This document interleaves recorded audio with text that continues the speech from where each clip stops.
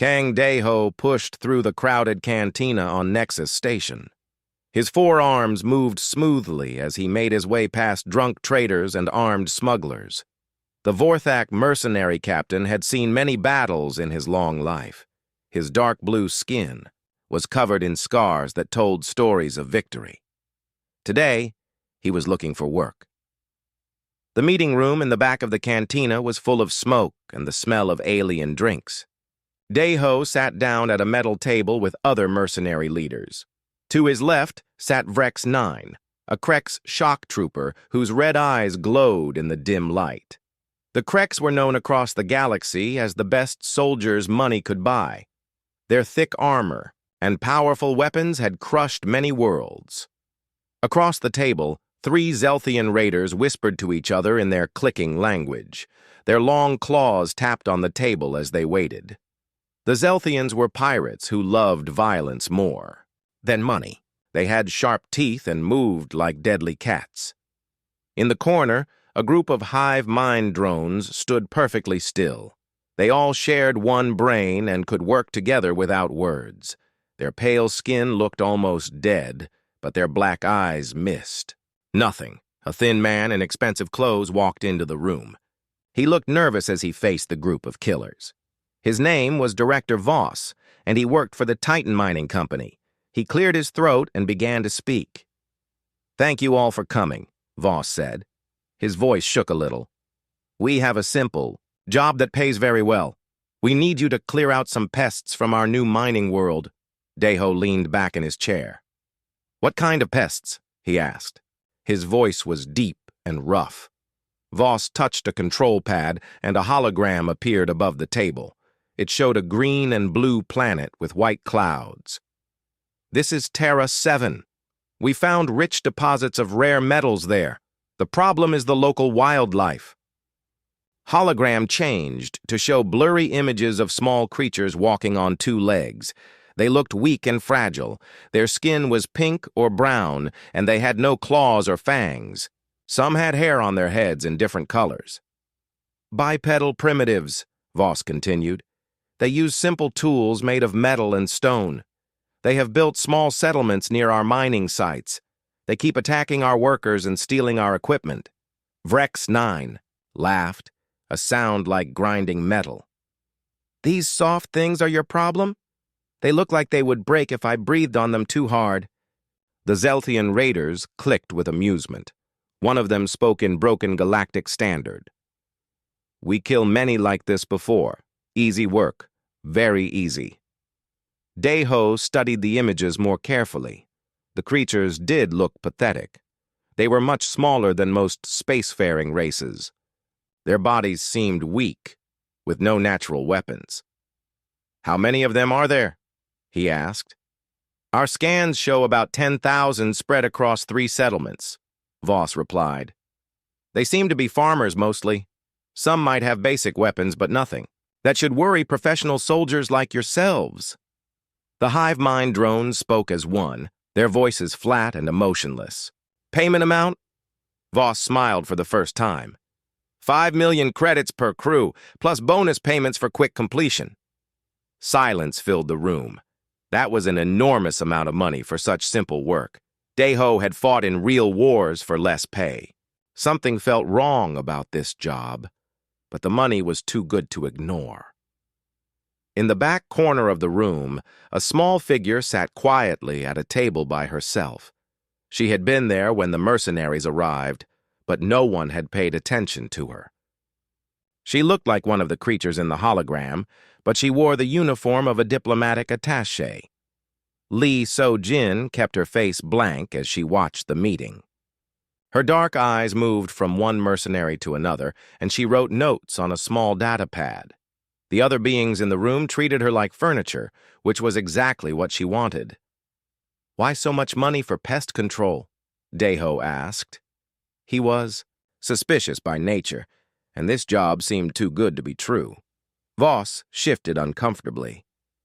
"The company board wants this handled quickly and quietly. We cannot afford delays in our mining operation. Time is money in this business." Vrex 9 slammed his fist on the table. "We take job. Krex warriors kill all primitives in one day. Easy credits. The Zelthians nodded eagerly. Violence and easy money were their favorite things. The hive mind drones just stared with their dead eyes and said nothing. Deho looked around the room one more time. His warrior instincts told him something was not right, but he could not figure out what. The creatures in the hologram looked harmless. His crew needed the money, and it would be good to have an easy job for once. My crew will take the contract too, he said finally. Voss looked relieved. Excellent. You will receive detailed star charts and tactical information about the planet. The job starts in 3 days. Remember, we want complete removal of the pest problem. No survivors. The mercenary leaders took their data packets and left the room one by one. Soon, only So-Jin remained at her table in the corner. She finished her notes and closed the data pad. As she walked out of the cantina, So-Jin touched a small communicator hidden in her collar. "This is Raven 7, she whispered. "The trap is set. Multiple mercenary crews have taken the bait. Estimated arrival at Terra 7 in 4 days. A voice crackled back through the tiny speaker. "Understood, Raven 7. The colony has been notified. Are you certain about the mercenary strength?" So-Jin smiled coldly as she walked through the station corridors. 3 full crews plus support ships, approximately 200 trained killers total. It should be enough to send the right message. Copy that. Safe travels, Agent. Terra 7 out. So-Jin made her way to the docking bay where her small ship waited. Soon the galaxy would learn an important lesson about humans. They were not the weak primitives they pretended to be. The mercenaries heading to Terra 7 thought they were going to earn easy money by killing farmers. They had no idea they were flying into a trap set by the most dangerous species in the galaxy. The humans of Terra 7 had been waiting for this day. They were ready to show the universe why smart predators learned to fear the small pink creatures from Earth. As the mercenary fleets prepared to depart Nexus Station, none of them noticed the small diplomatic ship that left first. So-Jin was going home to deliver a warning that would save many lives, the lives of her own people. Park Min-ho stood in the underground command center beneath Terra 7's main settlement. Dozens of screens showed the orbital space above their world. 3 large ships had just arrived, followed by smaller attack craft. The mercenary fleets looked impressive against the starfield. "Contact in T-4 hours, reported the communications officer. "All families are in the shelters. Defense teams are in position." Min-ho nodded calmly. He had been preparing for this day since the colony was founded. The 40-year-old former military strategist had hoped they would have more time to build their cover story, but the mining company had found them sooner than expected. "Send the signal to all units," Min-ho ordered. "Operation Farmer begins now. Remember, we are simple colonists who know nothing about war." Across the colony, 200 humans got ready for battle. But they did not look like soldiers. They wore simple work clothes and carried farming tools. Their weapons were hidden, in barns and buried in fields. To any observer, they seemed like peaceful settlers who had never seen combat. Kim Hae-rin crouched in the tall grass at the edge of the main settlement. The former Special Forces operator was 35 years old and had fought in 12 different wars before coming to Terra 7. Now she looked like a simple farmer's wife in her dirty work clothes. Her radio crackled quietly. "Ghost Team, this is command. Enemy dropships launching. Estimated 30 minutes to landing." "Copy, command," Hae-rin whispered back. "Ghost Team is ready." She looked through her binoculars at the sky.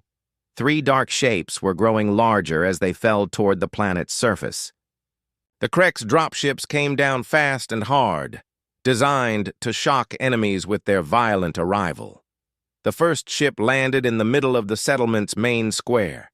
Its doors burst open, and 20 Krex warriors poured out. They were huge creatures, in black armor, carrying weapons that could level buildings. Their red eyes glowed as they looked for targets. Vrex 9 stepped out of the ship and looked around. The settlement seemed empty. Small houses made of wood and stone stood quietly in the morning sun.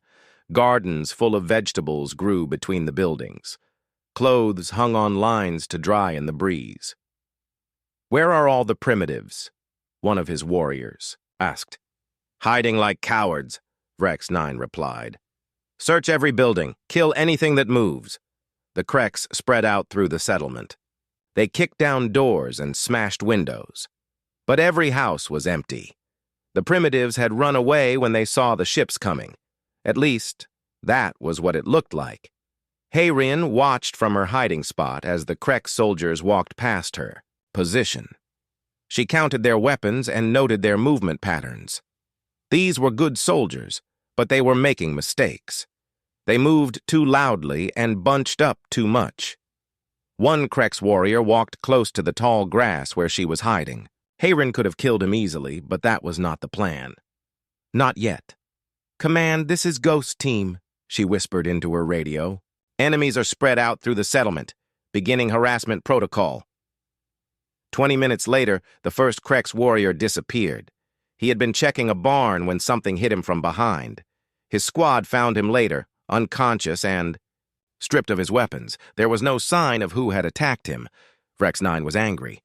"How can primitives sneak up on trained Krek's warriors?" he shouted.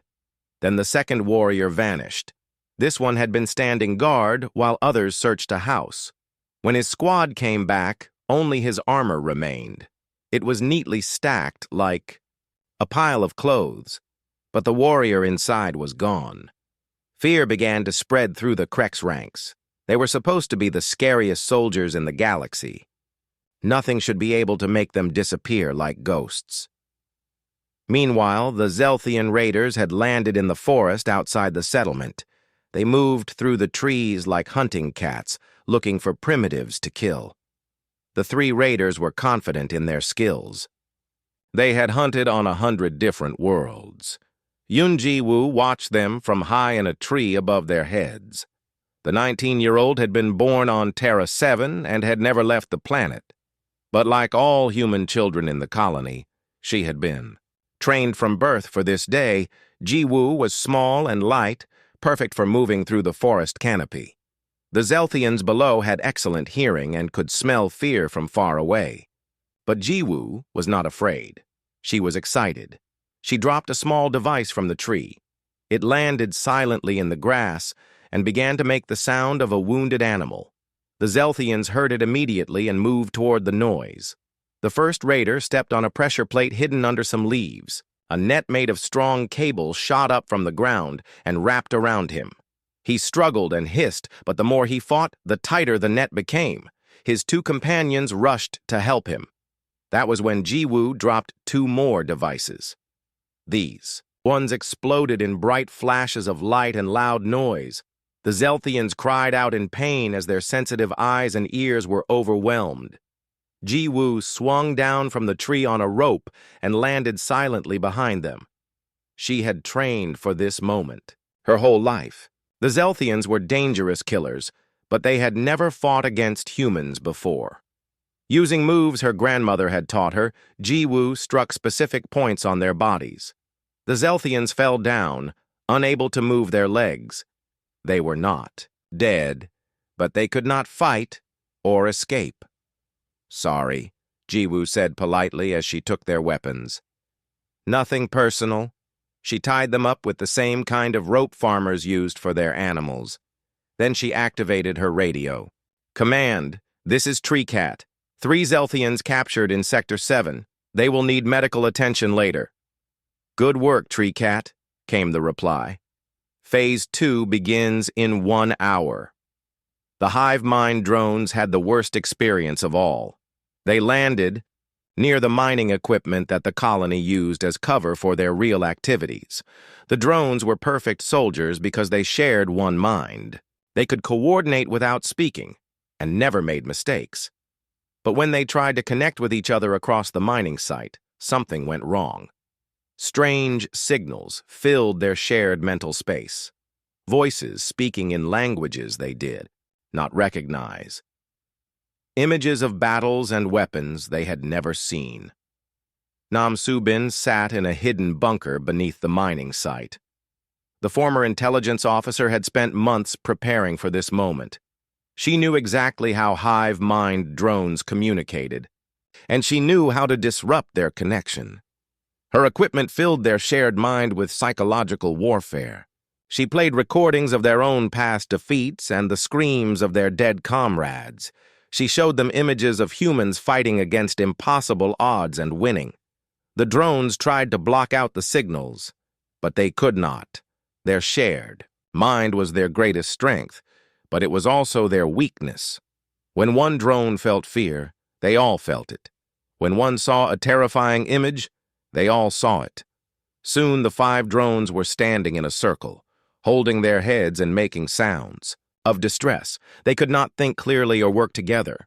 The humans had turned their greatest advantage against them. Back in the main settlement, Rex 9 had lost half his warriors to invisible enemies.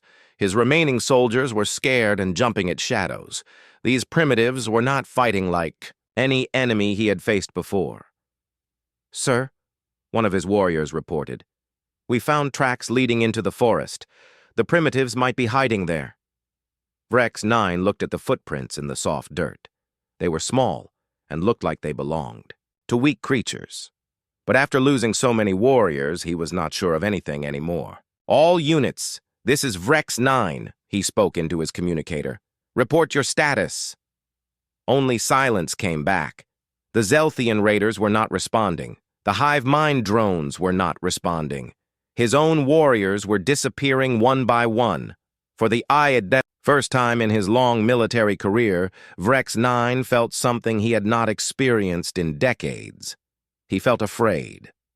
In the command center, Minho watched the tactical displays with satisfaction. The mercenaries had expected to find helpless farmers. Instead, they had found something much more dangerous. They had found humans who were pretending to be helpless farmers. "Sir," his communications officer reported, "the enemy ships in orbit are requesting status reports from their ground teams." Minho smiled coldly. "Let them wait. Phase 2 begins in 30 minutes. Signal all teams to prepare for the main event." The mercenaries had come to Terra 7 expecting easy prey. Soon they would learn that humans were never easy prey.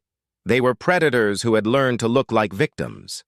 Choi Hyun-woo had been awake for 36 hours straight. The former military engineer sat in a hidden control room deep beneath Terra 7's mining tunnels. Around him, dozens of screens showed the movements of the mercenary forces above ground. His tired eyes tracked every enemy soldier as they walked into his carefully prepared trap. "Engineering to command," he spoke into his headset. "All systems are active. The maze is ready." For 3 months, Hyun-woo had worked day and night to turn the mining tunnels into something special. What looked like simple holes in the ground were actually a complex network of passages, hidden rooms, and deadly surprises. Every tunnel led somewhere different than it appeared to go. Above ground, Kang Dae-ho was getting desperate. His Vorthak warriors were some of the best soldiers in the galaxy, but they were being picked off one by invisible enemies. The primitives seemed to appear from nowhere, strike quickly, and then vanish like smoke. "Sir," one of his remaining warriors reported, "we found an entrance to underground tunnels. The primitives might be hiding down there." Dae-ho looked at the dark opening in the ground. His warrior instincts screamed danger, but he was running out of options. Half his crew was missing, and the other mercenary groups had stopped responding to radio calls. "Take point," he ordered his best warrior. "We go in slow and careful." The tunnel entrance looked like a simple mining shaft. Wooden support beams held up the ceiling, and electric lights showed the way forward. It seemed safe enough for primitives who had never fought in space. But as soon as the Vorthak warriors entered the tunnels, things went wrong. The passage split into 3 directions, but none of them led where the map said they should. The lights went out section by section, leaving them in darkness. "Sir, our navigation equipment is not working," reported the point warrior. "Something is jamming our signals." Dae-ho cursed in his native language. His forearms checked his weapons, as he tried to think. The tunnels felt like a trap, but going back to the surface meant facing more invisible attacks. That was when the voices started. Speakers hidden in the tunnel walls began to play recordings in perfect galactic standard. But these were not the usual threats or demands to surrender. These were much worse. "Attention, Vorthak mercenaries," said a calm female voice. "We know who you are. Captain Kang Dae-ho, age 47, born on Vorthak Prime. You have 3 daughters, named Kira, Xena, and Maul. You send them money every month so they can go to school." Dae-ho stopped walking. How could primitives know about his family? The voice continued. "Warrior Bex-Ka, you are afraid of small spaces because you were trapped in a cave as a child. Warrior Toll 9, you still have nightmares about the Battle of Kepler Station, where you watched your best friend die. Each warrior heard personal details about their lives that no primitive should know. Their secret fears, their families, their past failures." The voice spoke without emotion, like it was reading from a file. In her control room, Nam Subin smiled as she watched the psychological effects of her broadcast. The former intelligence officer had spent weeks researching every mercenary who might take the Terra 7 contract. She knew their histories, their weaknesses, and exactly how to make them afraid. "Phase 3 is working perfectly," she reported to Minho. "The Vorthak are starting to break down. The Krek survivors are requesting immediate extraction. The hive mind drones are completely non-functional. The tunnels were designed to make strong warriors feel weak and confused. Passages that looked straight actually curved in circles. Rooms that seemed large were actually small. The floor was slightly uneven in ways that made walking feel wrong, but the worst part was not knowing where the primitives were hiding. Hayrin moved through the tunnel system like a ghost. She knew every passage, every hidden door, every secret room. The tunnels had been built for humans, and humans knew how to use them. She watched through a hidden camera as the Vorthak warriors stumbled through the maze. They were trying to stay together, but the tunnels kept forcing them to split up. Every time they reached a junction, they had to choose between passages that all looked the same. "Ghost team to all units," she whispered into her radio. "Beginning close contact protocol. Remember, we want prisoners, not bodies." The first Vorthak warrior disappeared when he fell through a hidden trap door. He landed in a soft pile of old mining equipment, unhurt but trapped. The sound of his fall echoed through the tunnels, making the other warriors jump at shadows. The second warrior was taken by a different method. A section of wall slid open silently behind him, and hands pulled him into a hidden room. His squad heard a brief scuffle, then nothing. When they reached his last position, they found only his weapon lying on the ground. Dae-ho was down to 3 warriors now, and they were all terrified. These were soldiers who had faced armies and won. They had fought space pirates, alien monsters, and robot armies. But they had never fought enemies who could make them disappear without a trace. "Sir," one warrior whispered, "I think we should go back to the surface." Before Dae-ho could answer, the lights went out completely. In the darkness, they heard footsteps all around them. Quiet breathing, the sound of equipment being moved. But when they turned on their emergency lights, the tunnels were empty. "This is not natural," Dae-ho said. His voice was shaking now. "Primitives cannot do this. This is something else." In another part of the tunnel system, Oh Dong-min was preparing his broadcast equipment. The colony historian was 70 years old and had lived through more wars than anyone else on Terra 7. He had seen humanity at its worst and at its best. Now it was time to tell the mercenaries the truth. His voice echoed through every tunnel, every radio, and every communication device. The mercenaries carried? It was the voice of an old man who had seen too much death and was tired of pretending. "Attention, mercenary forces," Dong-min began. "You came here thinking you would find primitive farmers. You thought you would earn easy money by killing weak creatures who could not fight back. Up in the orbiting ships, the mercenary commanders listened in growing horror as the old man continued. You were wrong. We are not primitives. We are not farmers. We are something much more dangerous than you can imagine. Dongmin paused, letting his words sink in. Then he spoke the words that would change everything. We are humans. And humans do not die easily. The old man's voice became harder now, filled with the authority of someone who had commanded armies. You want to know why your warriors are disappearing? Because every person in this colony is a soldier. Every child has been trained for war since birth. Every grandmother knows 50 ways to kill an enemy with her bare hands. In the tunnels, Daeho and his remaining warriors heard this and felt their blood turn cold. We are refugees from a galaxy, far away, Dongmin continued. We came here to find peace. We pretended to be simple farmers because we hoped we could leave our violent past behind. But you have made that impossible. The broadcast reached every mercenary ship in the system. Even the commanders who had stayed safely in orbit felt a chill run down their spines. Do you want to know what we are running from? We fought a war against being so terrible that entire species begged us to leave rather than risk bringing our enemies to their worlds. We won that war. We always win our wars. Daeho tried to contact his ship, but the communications were being jammed. He was trapped underground with creatures that were not what they seemed. You have two choices, Dongmin's voice concluded. You can leave our world now and tell everyone in the galaxy to stay away from human colonies.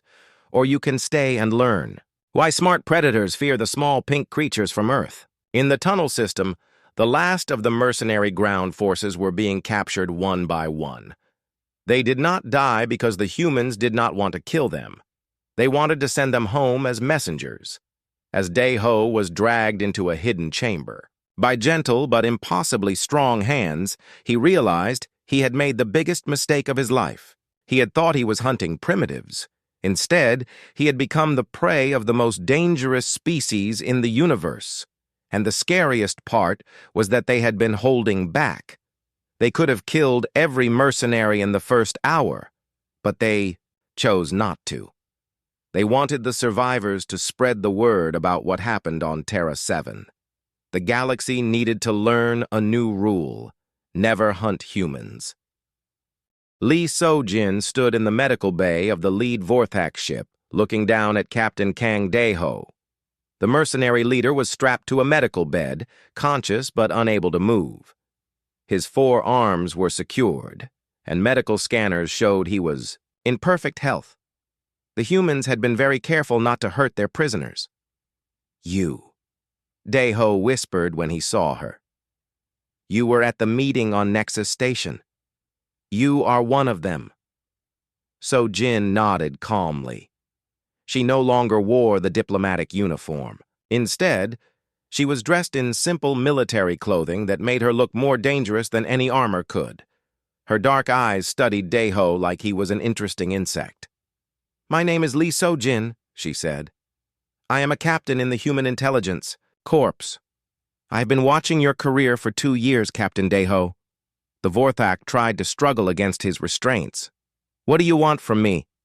I want you to understand what you stumbled into, So-jin replied. You and your fellow mercenaries were not hired to clear out primitives. You were brought here to be taught a lesson.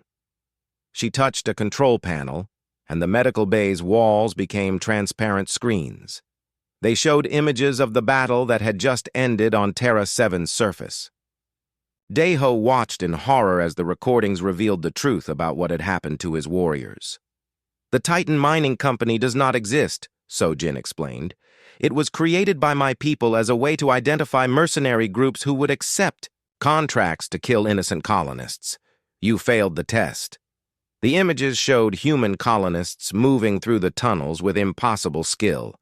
Children who looked no older than 10 were carrying weapons that could kill armored soldiers. Elderly farmers were demonstrating combat techniques that elite military academies would study for years.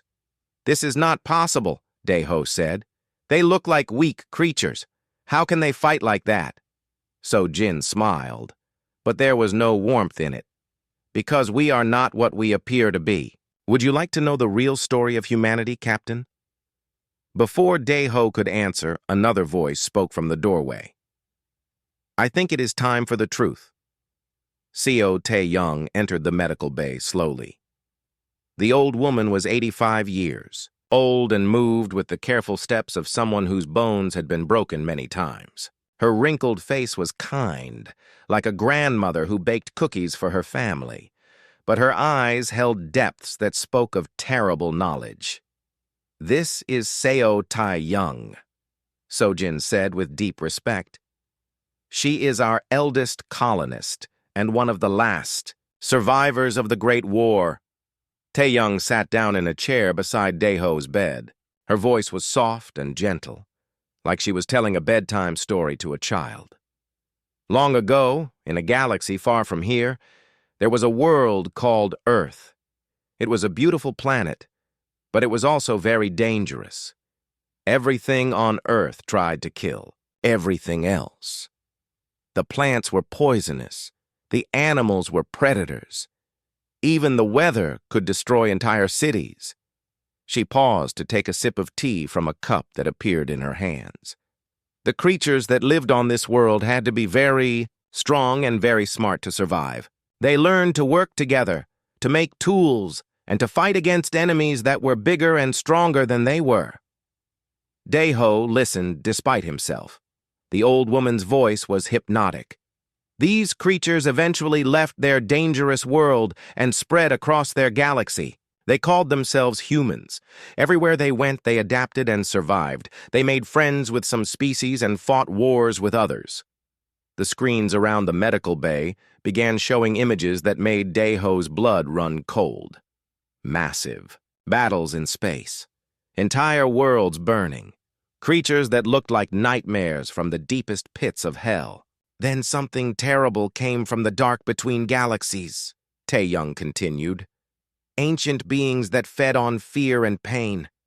They had destroyed 1,000 galaxies before they found ours. They turned species against each other and made war everywhere they went. Youngwoo Jin stepped into the medical bay. The young man was only 25 years old, but his face was covered in scars that spoke of terrible battles. His left arm was mechanical, replaced after some long-ago injury. I fought in the last battle, Woo Jin said quietly. I was there when we drove them back into the dark. He rolled up his sleeve to show more scars on his arm. These are from their claws. Their touch could drive you insane with fear. But humans do not break easily. Tae-young nodded and continued her story. The war lasted for 50 years. Many species tried to fight the dark beings and failed. Entire civilizations were destroyed. But humans kept fighting, even when it seemed hopeless. The images on the screens showed human soldiers fighting against creatures that defied description. Battles in the vacuum of space, on burning worlds, in dimensions that hurt to look at. We learned to fight things that could not be killed with normal weapons, Tae-young said. We developed tactics that other species thought were impossible. We became something new, something harder than the universe had ever seen. Daeho stared at the images in horror. You won this war? We won, Woo Jin said simply. But the cost was terrible. Most of humanity died in the fighting. Those who survived were changed by what we had seen and done. Sojin touched the control panel again, and the images changed to show the aftermath of the war. Empty worlds, broken fleets, survivors who looked like they had seen the end of everything. When the war ended, the other species in our galaxy were afraid of us, Tae-young explained. They had seen what humans could do when pushed to the edge. They begged us to leave, to find a new home far away. So we came here, Sojin added, to this galaxy where nobody knew about Earth or the Great War. We scattered ourselves across thousands of worlds and pretended to be simple colonists and farmers. Daeho tried to process what he was hearing. You could have conquered this entire galaxy. We could have, Tae-young agreed, But we were tired of war. We wanted to grow food and raise children and live in peace, so we hid what we really were. The old woman stood up slowly and looked down at the captured mercenary. But some people will not let us live in peace. Companies like the fake Titan Mining send killers to destroy our colonies. They think we are easy targets. They are wrong, Wu Jin said coldly. We gave up being conquerors, but we never forgot how to be soldiers.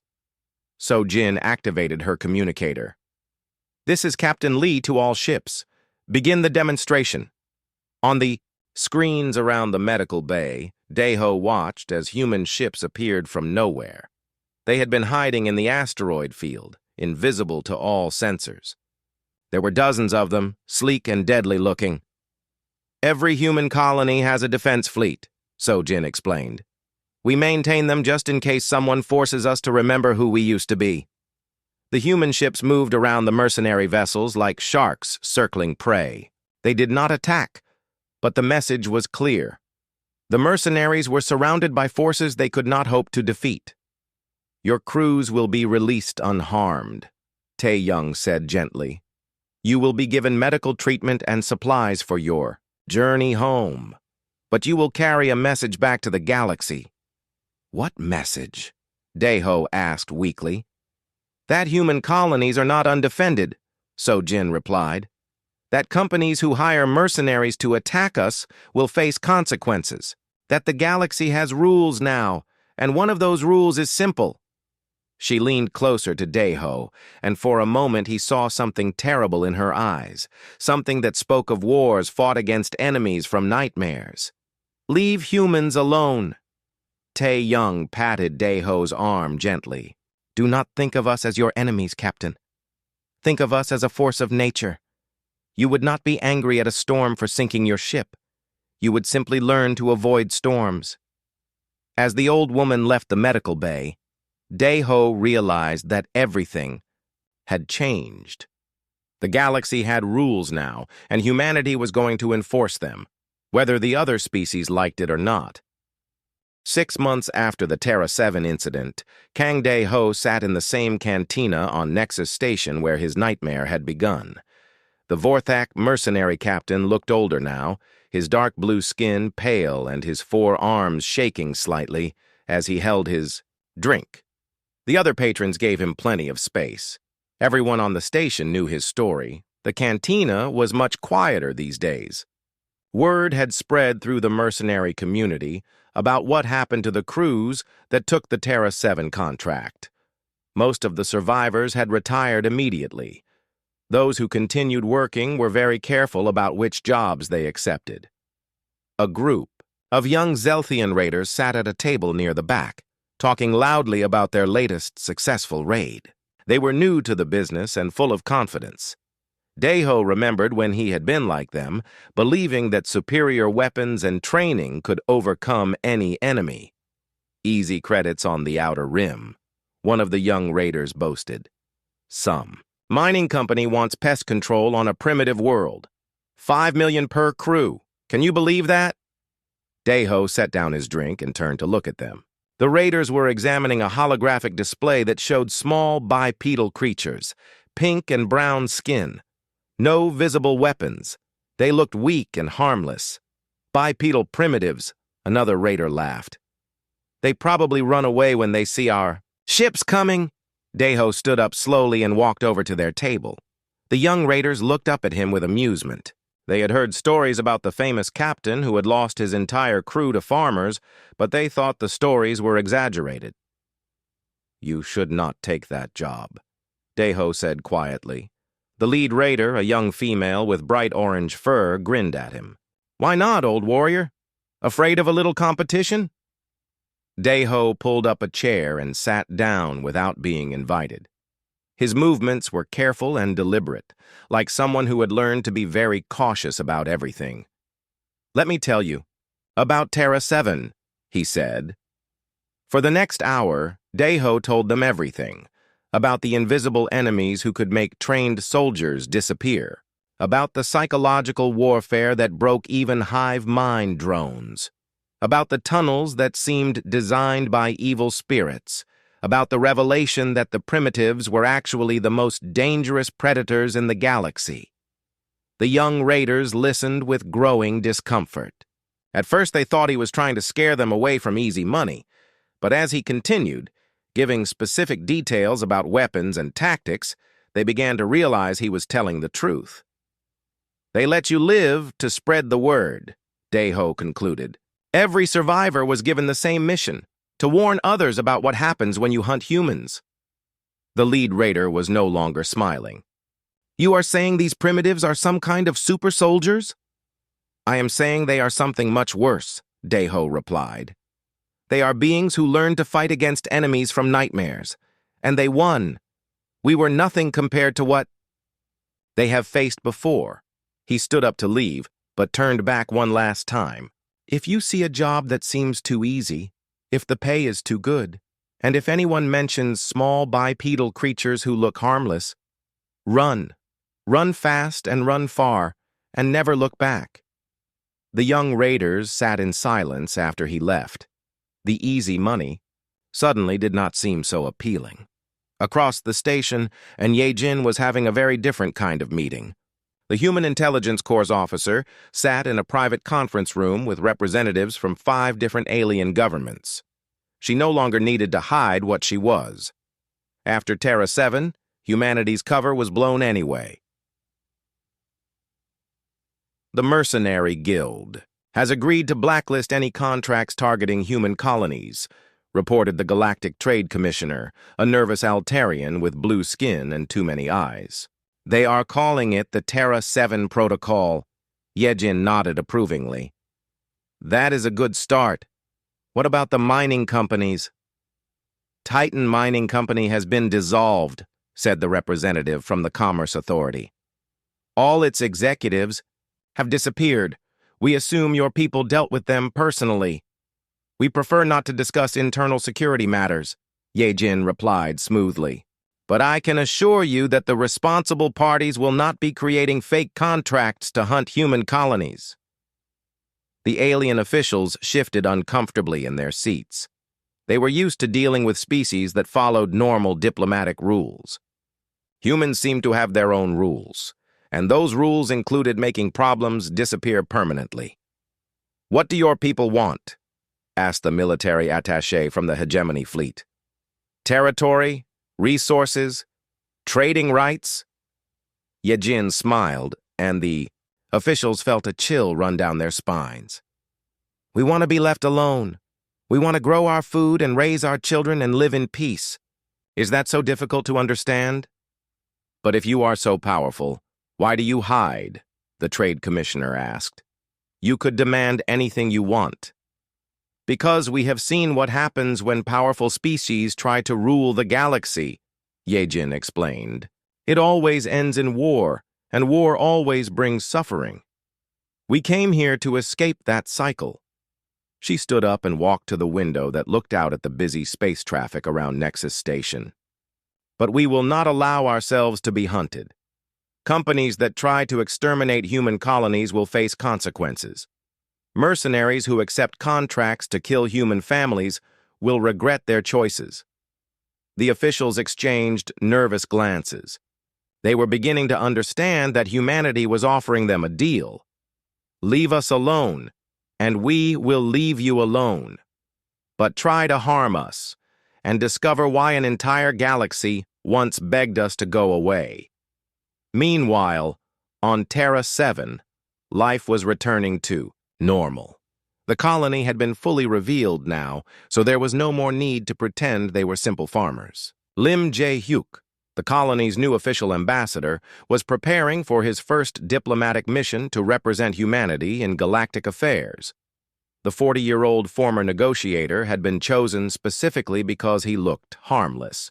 His gentle smile and soft voice would help alien species feel comfortable around humans. But like everyone else in the colony, he had skills that went far beyond diplomacy. "Remember," Park Min-ho told him as he prepared to board the diplomatic shuttle, "we are not conquerors. We are not empire builders. We just want to make sure nobody ever tries to hunt us again." Jae-hyuk nodded. "The message will be clear. Humans are peaceful neighbors, but dangerous enemies. As his shuttle lifted off from Terra 7, Jae-hyuk reflected on how much had changed. 6 months ago, the galaxy thought humans were primitive farmers. Now, every species knew the truth. Humanity was back, whether they wanted to be or not. On Nexus Station, the young Zelthian raiders decided not to take the primitive extermination contract. They found other work instead, fighting space pirates who actually deserved to be hunted. The easy money was not worth the risk of encountering humans. Word continued to spread through the mercenary networks. New rules were established. New protocols were written. The galaxy was learning to coexist with beings who had mastered warfare, against enemies beyond imagination. In cantinas across 1,000 worlds, veteran mercenaries told the same story to anyone who would listen. They spoke of the Terra 7 incident in hushed voices, like a legend that might bring bad luck if spoken. Too loudly, they told of invisible soldiers who could make entire squads disappear, of psychological warfare that could break even the strongest minds, of tunnels that seemed designed by evil spirits to trap and confuse intruders. But most importantly, they told of the lesson that every smart predator learns eventually. There is always something higher up the food chain, and in this galaxy that something was humanity. The humans of Terra 7 went back to growing their crops and raising their children, but they kept their weapons clean and their training sharp, because they knew that peace was not something you could take for granted. Peace was something you had to be strong enough to protect. The galaxy had learned a new rule, written in the disappearance of mercenary crews and the dissolution of hunting companies. Human colonies were not prey. They were not easy targets. They were not defenseless farmers waiting to be exterminated. They were the children of Earth, refugees from a war against nightmares, survivors who had chosen mercy over conquest. But that mercy came with a price. Leave them alone, and they would leave you alone. Hunt them, and discover why smart predators learn to fear the small pink creatures who smile before they strike. The Terra 7 incident was over, but its message would echo through the galaxy for generations. Humanity was back, and the universe would never be the same.